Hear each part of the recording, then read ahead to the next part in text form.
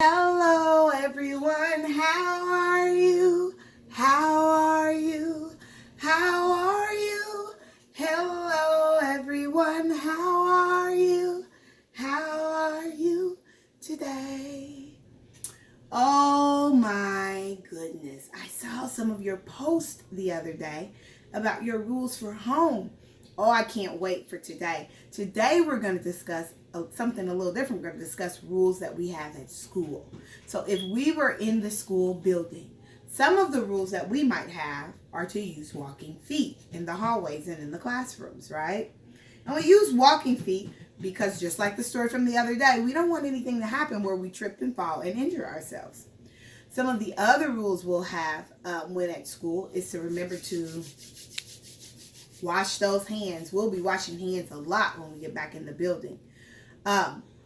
Some of the rules for school is to practice having grit.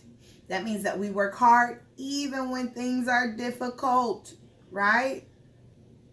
Some traditional rules that we usually have at school is to keep our hands to ourselves. Raise our hand for a turn to talk, right? So there are lots of different rules that we use for school to help govern our classroom and keep us safe. Another rule that we have at school is that when we walk in the hallway or to our other classrooms like PE or music or art, we line up and we stay in a line. That's because our hallways are kind of narrow and there are lots of lines, lots of classrooms moving from one space to the next. So it helps keep us all together. We use that same rule when we go on field trips. We usually have a buddy or a partner that we walk with and we stay together in one group. I can't wait till we get back to the actual school building so we can actually practice some of those rules inside the school building. I want you to think about the difference between our in-school rules and our at-home rules, right? Our at-home rules are more so tailored to our family and what works best for our family. So some things that we practice at home, we may not do when we're at school, right? When we're at home, it may be okay to eat candy while you're sitting at the table or sitting on the couch. But at school, we're not going to pass out candy and have bubble gum and those things in the classroom. You'll hear a lot of people ask you to get rid of your gum if you come into the school building chewing it. It's not because we don't want you to enjoy the gum, but it's because sometimes as kids, gum and candy and paper wrappers can end up in spaces that they shouldn't be in. So that is a rule that we would have for school, but not at home. Another rule we have at school, but not at home. When we're at school, when we want to share our thoughts, what do we have to do? That's right. We have to raise our hand. When you're at home and you want to share a thought, do you raise your hand? No, sillies. You just wait for the person to stop speaking and then you add on to the conversation, correct?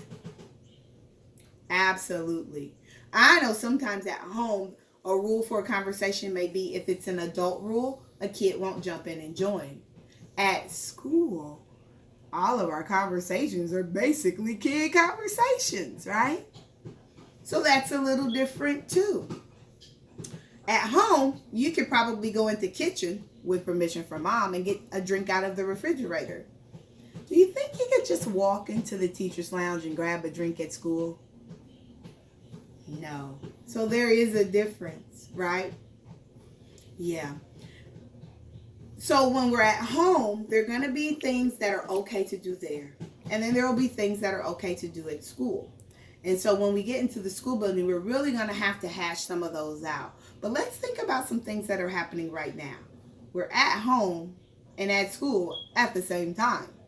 So some of the procedures or rules that you might need to set in place is during your learning time that you try to stay focused on the task that you're doing and not do a lot of up and down movement, okay? As far as going away and doing other things and losing track of what you're doing. You want to kind of stay focused on your tasks, especially if they're really quick ones. Now, if you need a break, you can always ask for a break. When you're at home at school, you want to make sure when you're on the Zoom, we're not lying down or flipping upside down with our iPads or our phones, because that causes a little bit of distraction on the iPad, right? Right. And I know there's been lots of debates as far as clothing, but I have to tell you, you guys have looked super professional when you've come online for us from your homes. You have on you've gotten up that morning and you've gotten dressed, and that's absolutely perfect. Miss CJ has to do the same thing. I lay my clothes out at night, and then I wake up and get dressed for the teaching day. And I notice that many of you are doing the same, so we appreciate that. That's a tricky one though, because when you're at home, of course you would love to stay in your PJs. I would love to stay in my PJs. But that is one of those rules that we both share, grown-ups and kids alike. Miss CJ can't stay in her PJs either. I have to get up and get dressed too. So that's a rule we can share. Our main rule for when you get online at home for school is to make sure that you're enjoying what's going on. If you have an idea to share, please jump out and share it. Remember the procedure though. And also remember that the rest of the day is self-paced. So as long as you turn that work in, you're A-okay. Because again, because we're at home, it's going to look a little different for each one of us, all right? I'll see you guys tomorrow.